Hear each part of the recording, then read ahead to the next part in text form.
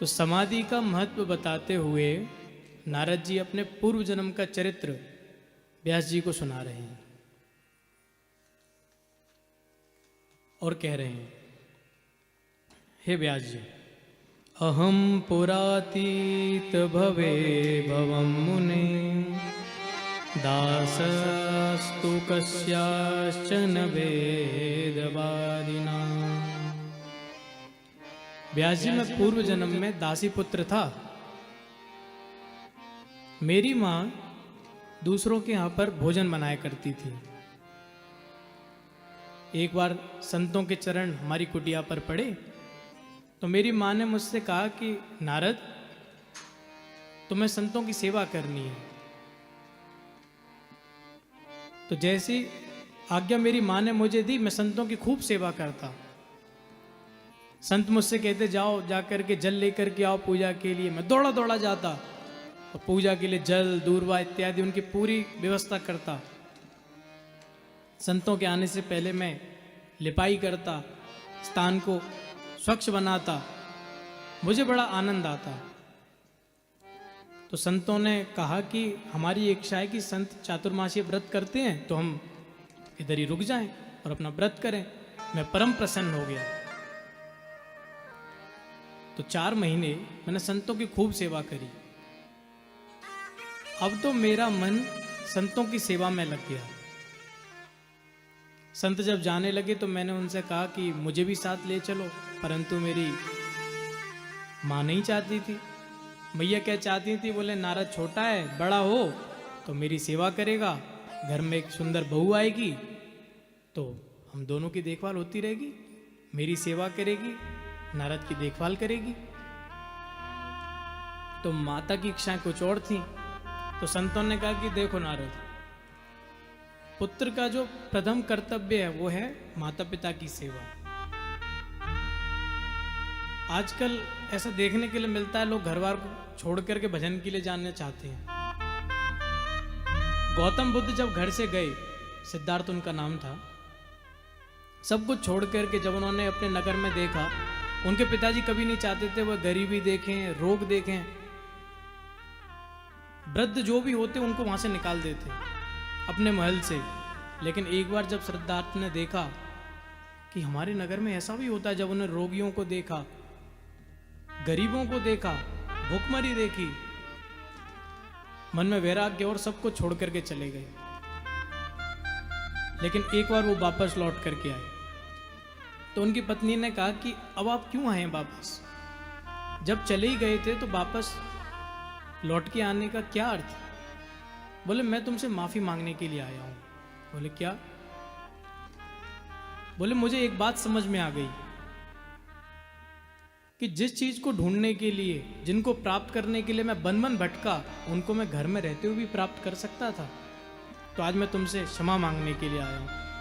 हम बैरागी बनकर घर से चले जाते हैं, अगर मन में शांति है ना, मैं आपको सच्ची बात कहूं तो घर भी वृंदावन हो सकता है। चाहे आप देवरी में हो, चाहे वृंदावन में, चाहे कहीं भी हो।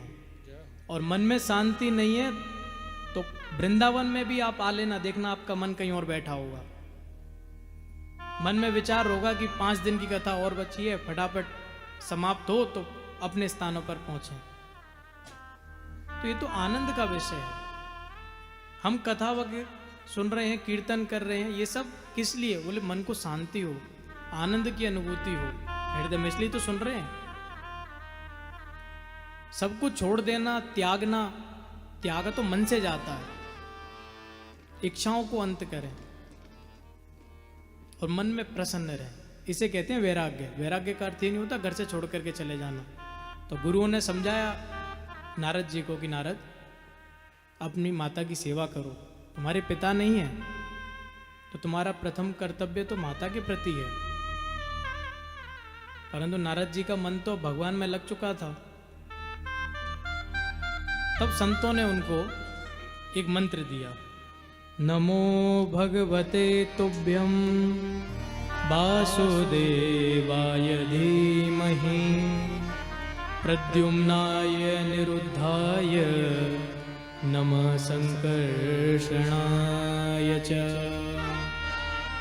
नारद, तुम इस मंत्र का जाप करना और हो ना हो एक दिन तुम्हें ईश्वर की प्राप्ति होगी। एक बार की घटना है सज्जनों, माता दूध धोने के लिए गौशाला में गई और एक सांप ने आकर के उनको डस लिया। माता क्या चाहती थी कि इनका विवाह हो, घर में बहू आए, परंतु होए वही जो राम रचि राखा। माता का शरीर पूरा हो गया। नारद जी ने अंतिम संस्कार किया माता का। अब आगे पीछे कोई नहीं। नारद जी ने विचार किया कि अगर गांव वालों ने हमको देखा कि भाई अकेला बालक है, कहाँ भटकेगा, कहाँ जाएगा, तो इसका विवाह करा देते हैं, कम से कम इसकी गृहस्थी बच जाएगी, तो इस शांतिपूर्वक रह तो पाएगा। नारद जी ने कहा अगर लोगों ने हमें पकड़ लिया तो हमारा विवाह करा देंगे। सो नारद जी जैसे माता का अंतिम संस्कार किया, अपनी झोपड़ी में आग लगा करके नारद जी चले गए और एक वृक्ष के नीचे जाकर के बैठ गए और भगवान का भजन करने लगे। जैसे ही भजन प्रारंभ किया तो ठाकुर जी ने हृदय में आकर के उनको दर्शन दिए। जैसी छवि हृदय में आई, नारद जी परम प्रफुल्लित हो गए।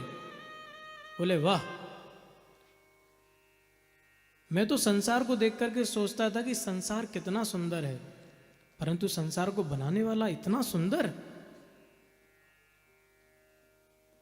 जैसे ही नारद जी भगवान के दर्शन करने लगे, भगवान ने अपनी छवि को वापस ले लिया। नारद जी इस प्रकार समाधि से बाहर निकले जैसे एक बालक से हम खिलौना छीन लेते हैं ना, और वो एकदम क्रोधित होकर के बोलता है जैसे पता नहीं उसे क्या छीन लिया हो। इसी प्रकार नारद जी समाधि से निकले। तब आकाशवाणी हुई, नारद अभी तुम्हारा भजन जो है वो कच्चा है, जिस दिन ये परिपक्व हो जाएगा उस दिन तुम्हें मेरी प्राप्ति होगी। ऐसा ही हुआ। बोले भजन करते करते मेरा शरीर पूरा हो गया, और जब सृष्टि जब समाप्त हुई तो भगवान जब सृष्टि समेट लेते हैं तो मैं ब्रह्मा के पास रहा, और जब पुनः सृष्टि हुई तो मैं ब्रह्मा के पुत्र के रूप में आया। तो जैसे ही मैं ब्रह्मा के पुत्र के रूप में जन्म लेकर के आया, मैं सीधा बैकुंठ गया। मैंने देखा कि भगवान शेषनाग के ऊपर लेटे हैं और लक्ष्मी भगवान के चरणों को दबा रही है। मेरी दृष्टि वहां रखी वीणा पर पड़ी। मेरे मन में विचार आया अगर ये वीणा मुझे मिल जाए तो इससे मैं ठाकुर जी के गुणगान गाऊंगा, ठाकुर जी को रिझाऊंगा। तो देवी जी चली गई कुछ कार्य के लिए। भगवान तो सब जानते ही हैं, अंतर्यामी है, तो भगवान सारी बात समझ गए। अच्छा, माताओं के साथ क्या होता है, ये हर घर की घटना है। वैसे तो आप कुछ भी ले जाओ, लेकिन माताओं को जो प्रिय वस्तु है आप उसे लेकर किसी को दे दो तो उनका पूरा ध्यान केवल उन्हीं पे लगा रहेगा, चाहे वो एक चम्मच क्यों ना हो। आप देखो घर से ले जाकर के चम्मच आप किसी को दे दो तो 4 दिन वो आपसे यही कहती रहेंगी चम्मच चली गई, अभी तक आई नहीं है। तो माताओं को बड़ा प्रेम होता है वस्तुओं से।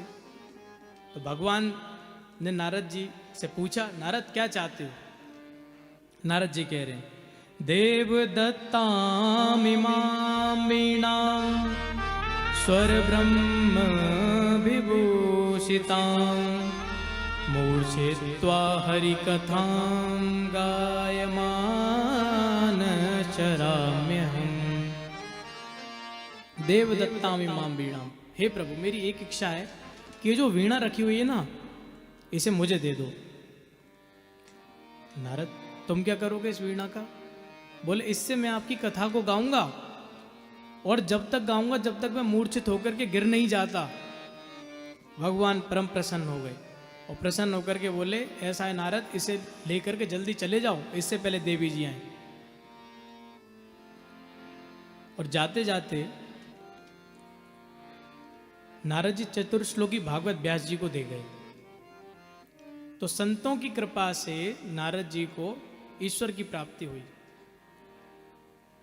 देखो मैं आपको सच्ची बात कहूं, ईश्वर से तो केवल हम कितना भी भजन कर लें, लेकिन जब तक हम संतों का सानिध्य प्राप्त नहीं करेंगे तब तक हमें ईश्वर की प्राप्ति नहीं हो सकती। ईश्वर एक लिंक है भक्त और भगवान के बीच में। जैसे इंजन होता है, इंजन के साथ डब्बे होते हैं, लेकिन वो किससे जुड़े हैं? एक पुली से जुड़े हुए हैं। ऐसे ही संत हैं, संत की कृपा हमें भगवान से जोड़ करके रखती है, इसलिए संतों का संग करो। संतों के संग से क्या होता है? सब बिगड़ी बन जाती है।